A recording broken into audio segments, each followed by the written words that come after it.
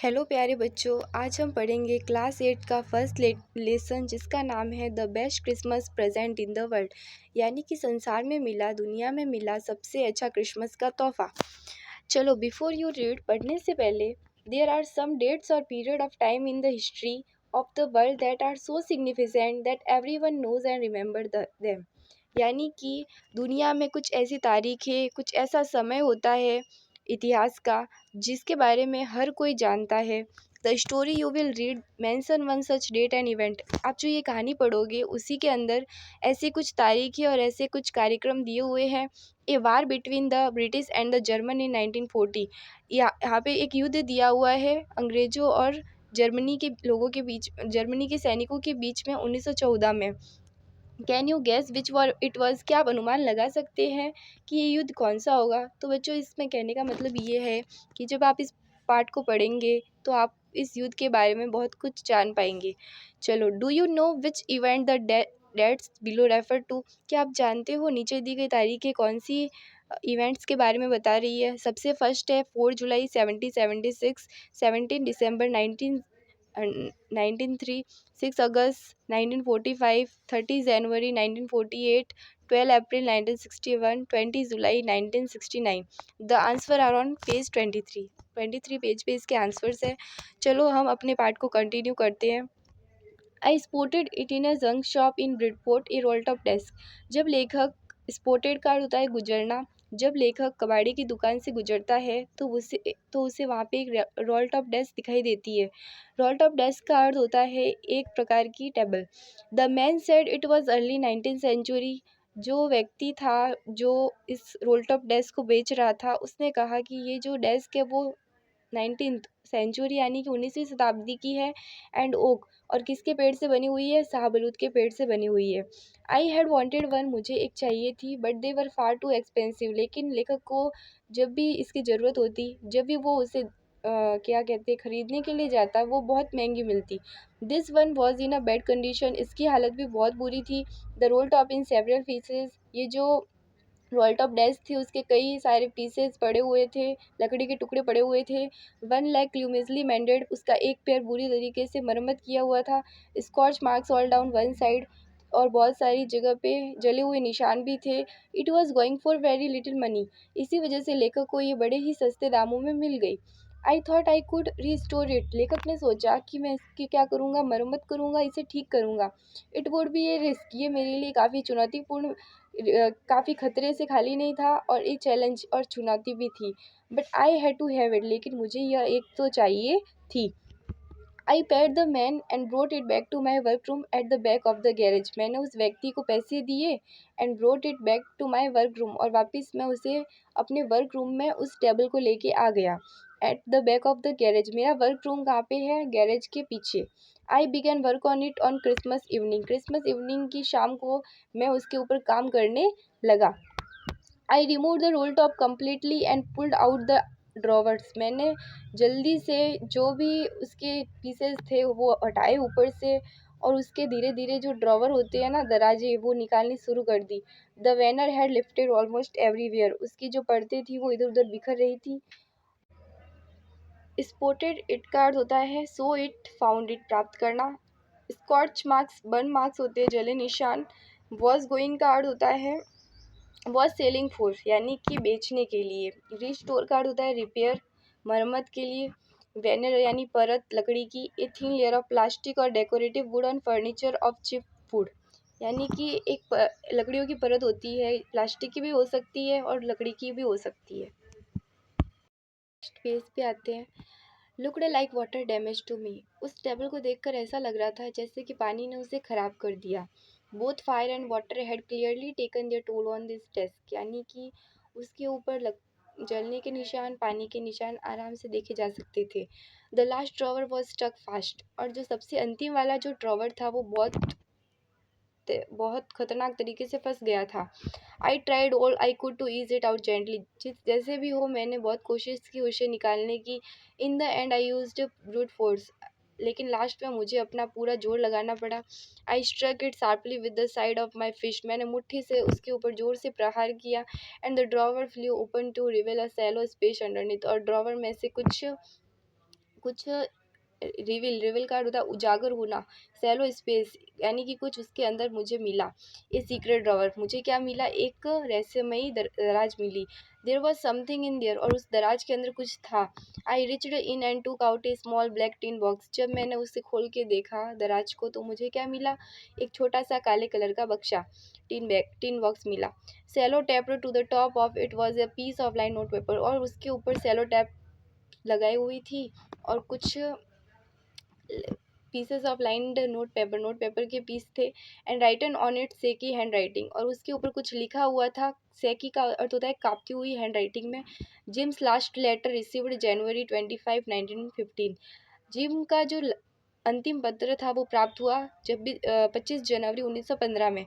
To be buried with me when the time come, और उसके साथ में ये भी लिखा था कि जब समय आएगा तो इसे मेरे साथ ही दफना दीजिए। I knew as I did it that it was wrong of me to open the box, और मुझे लग रहा है कि किसी ऐसे बॉक्स को खोलना मेरे लिए गलत है। But curiosity got the better of my scruples, it usually does. Curiosity यानी जिज्ञासा, जिज्ञासा मेरी नैतिकता पे क्या हो जाती है, हावी हो जाती है। सर्क्यूपल्स का अर्थ होता है नैतिकता।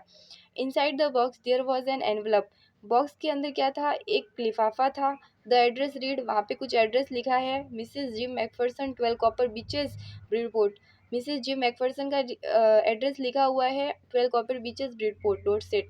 आई took out the letter and unfolded it, मैंने लेटर को खोला, पकड़ा। It was written in pencil and dated at the top, उसके ऊपर पेंसिल से कुछ लिखा हुआ था और उसके ऊपर डेट डाली हुई थी, December 26, 1940, 26 December 1914।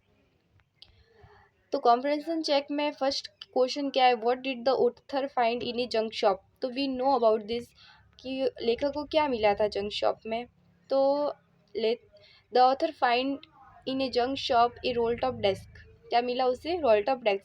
What did he find in a secret drawer, secret drawer में उसे क्या मिला, ए black tin box, A small black tin box.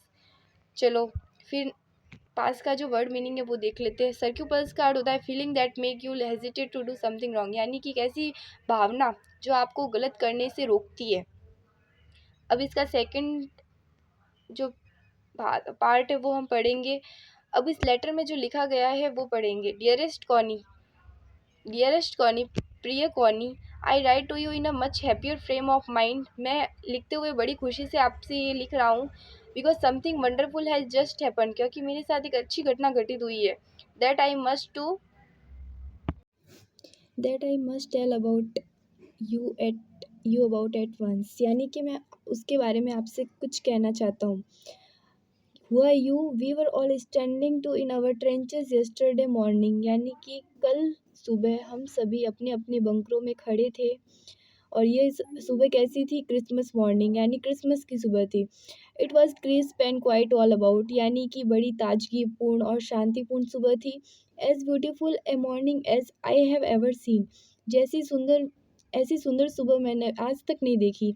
As cold and frosty as a Christmas morning should be, जिस प्रकार से क्रिसमस मॉर्निंग होनी चाहिए, ठंडी ठंडी एकदम सुंदर, वैसी ये क्रिसमस मॉर्निंग थी। I should like to be able to tell you that we began it, मुझे ये कहते हुए आपको बड़ी खुशी मिलती कि हमने ये शुरू किया।